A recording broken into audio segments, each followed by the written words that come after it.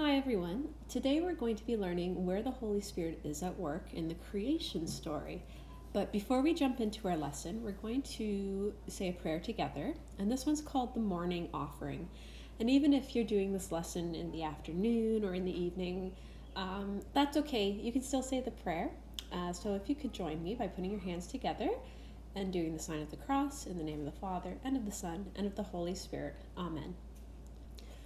O Jesus, through the Immaculate Heart of Mary, I offer you my prayers, works, joys, and sufferings of this day for all the intentions of your Sacred Heart, in union with the holy sacrifice of the Mass throughout the world in reparations for my sins, for the intentions of all my relatives and friends, and in particular for the intentions of our Holy Father, the Pope.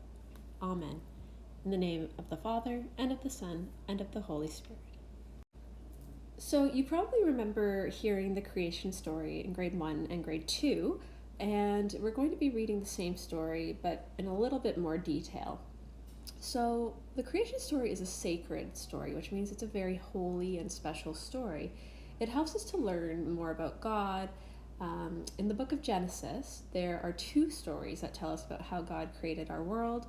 And the stories are a little bit different, but both of them were written to help us understand God's great love for us. So let's begin with the beginning, day 1, the creation story. In the beginning, God created the heavens and the earth. The earth had no shape or form and was covered by water and darkness. A wind from God swept over the waters. God said, "Let there be light," and there was light. God separated the light from the darkness. God called the light day, and the darkness night. On the second day, God said, "Let a dome separate the waters." So God made the dome and called the dome sky. On the third day, God said, "Let the waters under the sky be gathered together into one place, and let the dry land appear." God called the dry land earth, and the waters that were gathered together he called seas. Then God said, "Let the earth grow plants and fruit trees of every kind on earth that will bear seeds and fruit." On the fourth day, God said, "Let there be lights in the dome of the sky to separate the day from the night, and let them be for signs and for seasons and for days and years." God made the sun to rule the day and the moon and stars to rule the night. On the fifth day, God said, "Let the waters and earth bring forth living creatures." So God created the creatures of the sea and every winged bird of every kind. He made the wild animals and everything that creeps of every kind. God blessed them, saying, "Be fruitful and multiply and fill the waters and the seas, and let birds multiply on the earth."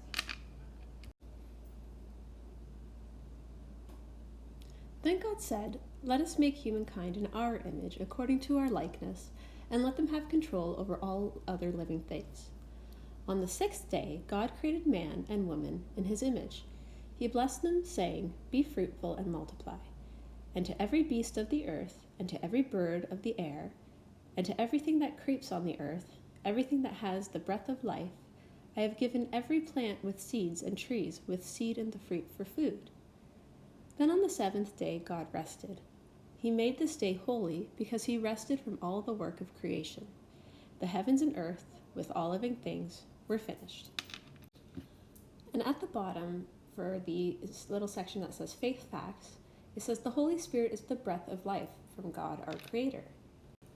So you could see that the Holy Spirit was present every day that God was at work. The Holy Spirit is the power of God, and we can see that power at work when he created the skies and the land and the seas and the light and the darkness. So now that we've read the story, why do you think God rested on the seventh day? Well, after spending 6 days creating the entire world, he felt like his work was finished, so he rested on the seventh day. And what do you think he made this day holy means?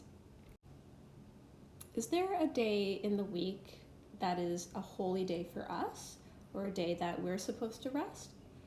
Well, if you said Sunday, then you're correct. So we kind of kept this tradition, and we make Sunday the Holy Sabbath day. So that means we go to Mass and we reflect and we think about God and we pray on this day. And it's a rest day, it's a weekend day. So there's no school, there's no work. We have the day to relax. So for our exit pass today, I would just like you to think about the following question.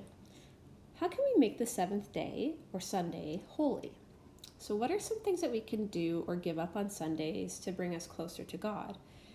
So maybe your family has a routine on Sunday that you could tell us about.